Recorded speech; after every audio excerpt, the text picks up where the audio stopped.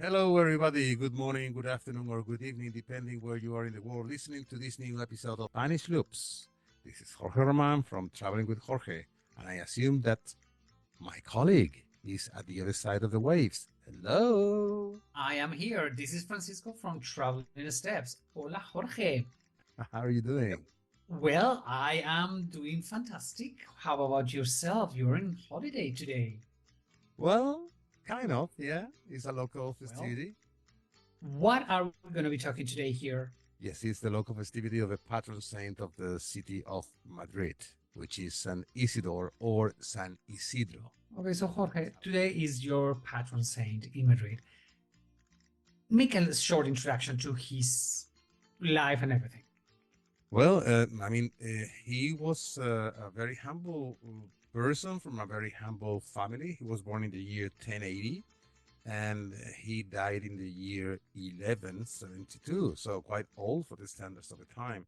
He was a farmer and a shepherd, and those years they were the time when the Christian monarchs at the time they were trying to conquer the land from the north going down to the south to the Moors. Don't forget that, as we have said many times here in this podcast, the Moors invaded the Iberian Peninsula in the year 711, and then little by little, it took many, many centuries. The Christian monarchs, they started conquering back those portions of lands, and by the time that they were in the area, what today is Madrid, is when this famous Isidore at the time was a saint. Uh, is when he lived in that period of time. He apparently, for some reason that you're going to explain, Francisco, in a few minutes, he has more than 400 miracles attributed to him. So just because of that, the local people in the area started venerating him as a saint from the 13th century. Although the curious part about all this is that the Vatican consecrated him as a saint in the year 1622. So that means almost 400 years after he died. And people were venerating him as a saint before he was named a saint. Well, the thing is that, as you were explaining, he was a very humble person, always helping people, and he really touched the life of a lot of people. So people just loved San Isidro.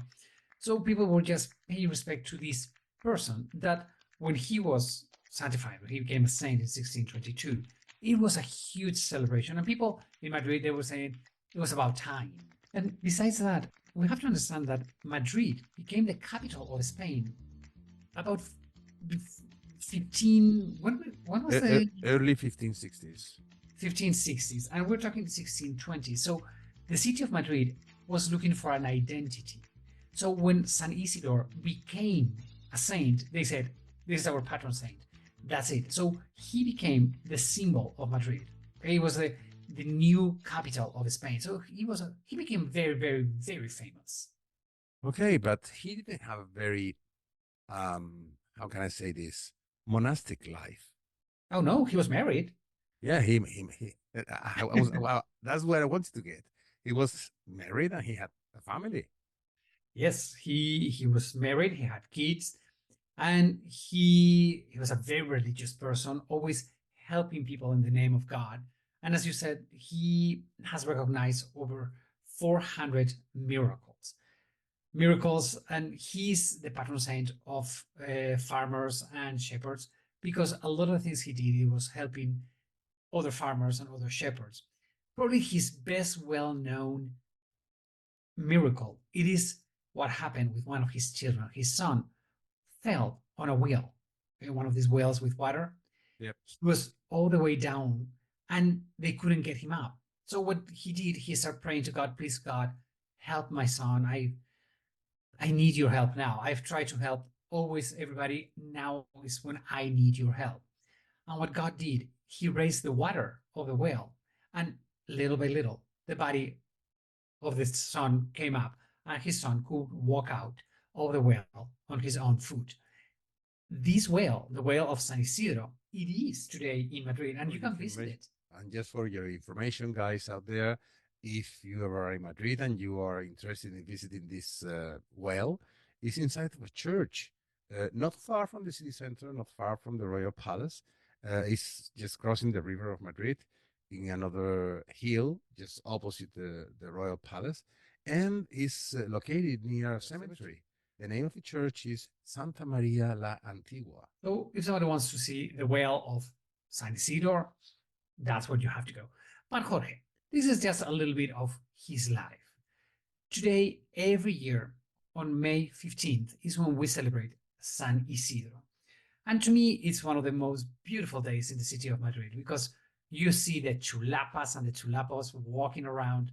Well, Francisco, as we have already mentioned, is a festivity, local festivity here in the city of Madrid, and it is when the chulapos and chulapas they come out on the streets of Madrid. Just she holding the arm of the man chulapo, and you have been here in Madrid. I remember that once some time ago, you were around with your family, and we went around the city and you were kind of amazed. So please let us know, as a foreigner of the city, what the chulapos and chulapas are. Okay, so the chulapos and the chulapas, it's let's say, the local costume. Or if we think about Spain, we think about what is the national dress? It's the flamenco dress. If you think about Pamplona, it's the white and red. You know, if we think about Madrid, it's the chulapos. What is this? What it represents? It is the people from the not high end part of the society. Let's think that San Isidro, he was a very humble person, so he connects very well with the not wealthy people. Okay, the thing is that the chulapos and the chulapas are the people who dress up in time period dresses. The gentlemen, they're going to be wearing a vest with a shirt and a little hat, very well dressed, very polished shoes. But especially the chulapas, the ladies, the dress is beautiful. It's a long dress with a very tight skirt. All the way at the bottom, you have ruffles. And you top this with a manton de Manila. The manton de Manila, it comes from the Philippines, when the Philippines were part of Spain. And it is this beautiful silk shawl with these threads hanging on it. Yeah, and it's embroidered with silk, isn't it? Yes, it's embroidered in silk with beautiful flowers. They're gorgeous mantones de Manila. And they're not cheap. Many people think that when you see them in in little kiosks and things like that for 15, 20 euros, no, that is not the real I mean, thing. No. a good manton de Manila can go up to 2,000-3,000 euros. Oh yeah, easily. Yeah. So they are handmade. They're made with silk, and depending on how long, all of the flecos, all the threads, all the little ribbons that hang from them, it has more value. The chulapa chops all her look with a bandana around her hair, okay, a pañuelo. Yeah, and also not only the bandana, as you said, but they also have carnations around. Yes, they do have carnations. And this is one of the things that a lot of people don't know. And red carnations, by the way, red. Red or white? That was where I was going. First of all, how come red and white? What is the color of the flag of Madrid? Actually, it's red and white. It is a red backdrop with white stars. Yeah, that's right. Yeah. So the carnations that the ladies wear, they have a meaning. If the lady is wearing two white carnations, means that she's single. If she's wearing two red carnations, means that she's married. And what about one each? Well, one each means that she's engaged. Oh, makes sense. Makes sense. And guess what? There's one more thing. What? She can wear three carnations, two red, one white. What could that mean? Okay, wait a minute. So let me see. Two red means that she's married. Red and white is that she's engaged. And two whites, carnations, is that she's single. But two reds and one white, maybe that she has a lover. Oh boy, you are bad. No. I mean, she's been married. She is being married, and she's not anymore. She's a widow. Oh, couldn't it be confused with being divorced? Not back then. All right. Yeah, that's true. Yeah. Okay. So by the time when they represent that dress. So Anyway, two reds and one white is widow. it's a widow woman. There we Oh, go. wow. Look at that. So that's the meaning of the carnations that the chulapas wear. And the chulapas, they have an attitude. They walk proud the city. The man shows off his girl and the girl shows off his boy. And I think that attitude, it's so beautiful that it comes down all the way when they start dancing. That's right. Yeah. What do they dance? Because they Uh, don't dance flamenco. no, they do dance a, a dance which is typical from what they call Chotis, Chotis. And it's a very, very peculiar dance because she is the one who is taking the move of the couple. And the male part is always standing on one of his foot. And she's the one who's taking him around in circles with different movements. It's very peculiar, very different to any other kind of dancing. So that is one of the things that those that they are the purists of the Chotis dance, the first thing they look is at the feet of the men that they're dancing. And if they see that they are just like if one foot was the axle of an sphere and they're going around, that foot, the sole of that foot is always in the same spot, cannot move. There we go. It is said that the chotis has to be danced on top of a brick. Oh, there you go. There you go. Because That's right. you're not require any more space. Yeah, that's right. Yeah.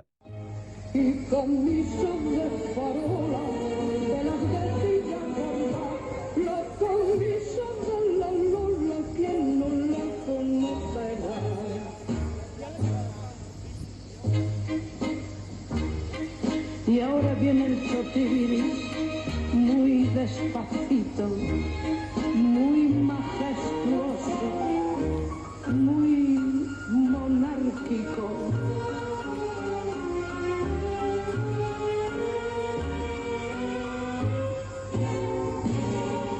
Y el mantón alfombrado, sabe Dios las cosas que me habrá tapado y aún me ha de tapar.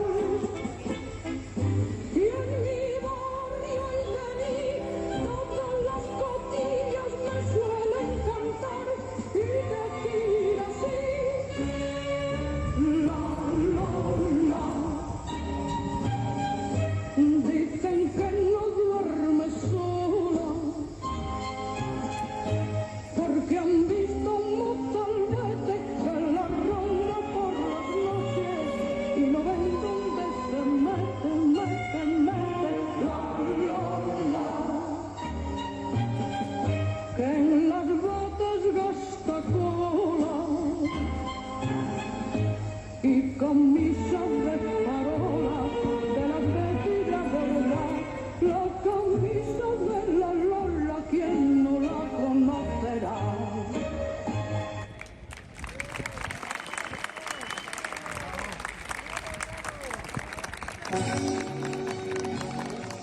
So really, it's amazing to see all the chulapas and the chulapas walking around Madrid.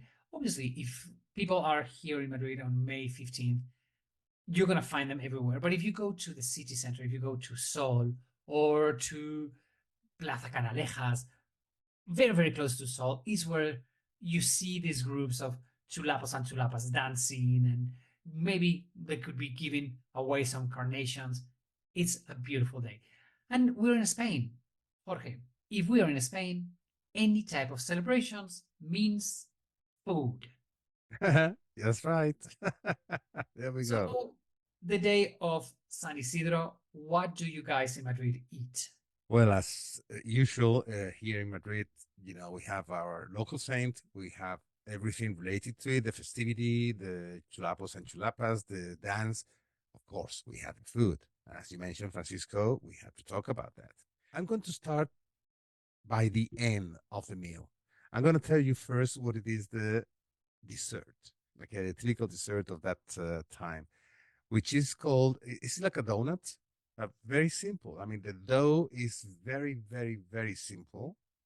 And in fact, they are called the city ones or bobas, which is like humbles, something like that. And I mean, last time I remember I had a bag of those in my hand. I ate them all because they are almost like eating air. And if you are in Madrid downtown, just in the core of the city, one of the most well-known pastry shops in town is called La Mallorquina, opened since the very early 1890s. It's, I think it's the fifth or sixth generation now that is running the business. So there's always a line there in those days just to buy those we call them rosquillas, like donuts. Let's put it that way. Yes, so good. Yeah, they are. They are. What is served before that, the most typical thing is called the cocido madrileño.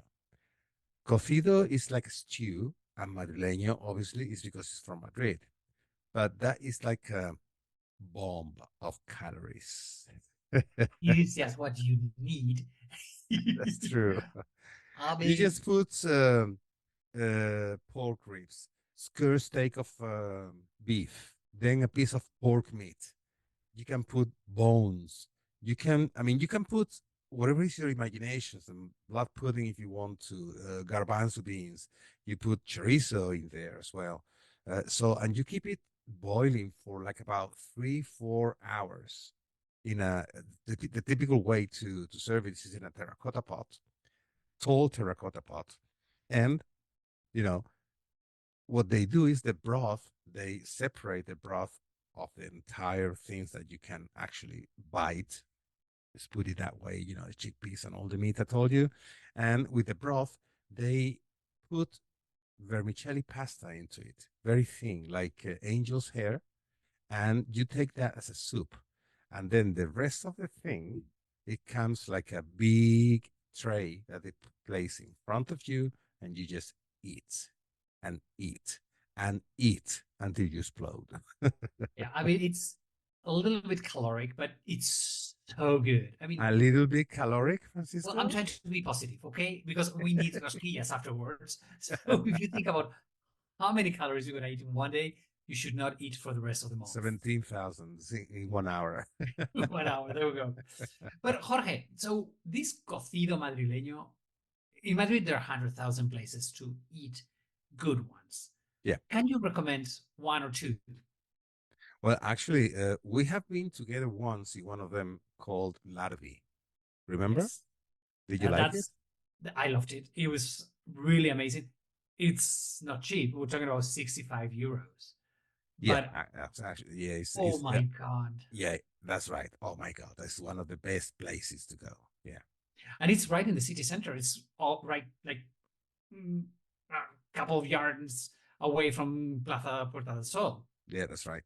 And the other place which I recommend is called La Bola, the ball.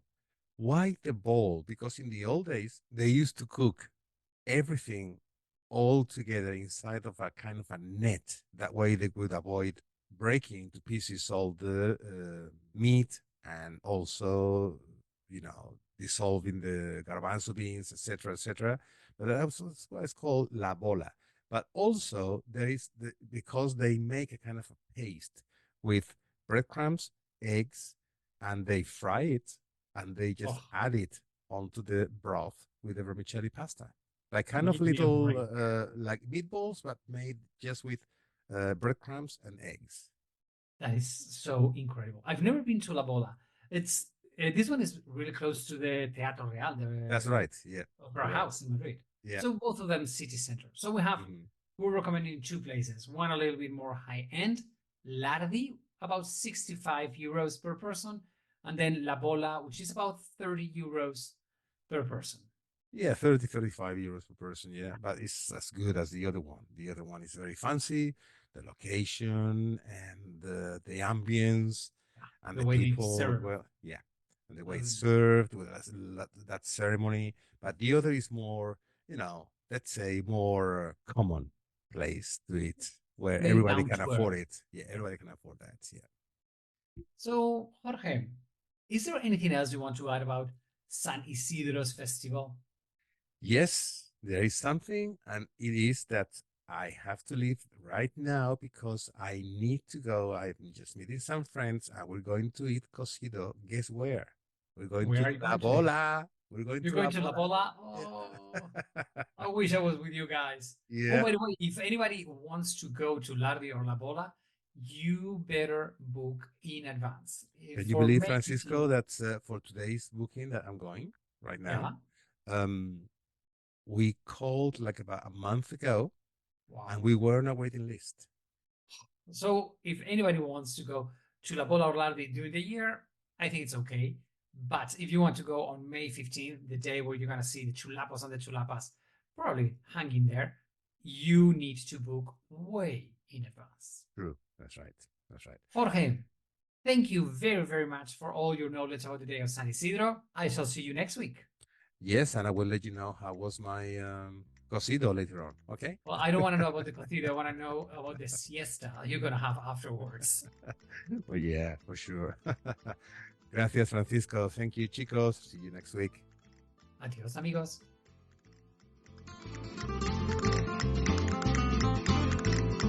And as usual, we want to thank all our listeners for being there every week, letting us sharing our talks. Follow us in Spanish Loops in Facebook, Spotify, Apple Podcast, or your favorite platform. And in Instagram, you can find us as the Spanish Loops Podcast, no spaces altogether. If you want to find us the quickest way, just Google Spanish Loops Podcast and you will find us. Hasta la vista, amigos. See you next week.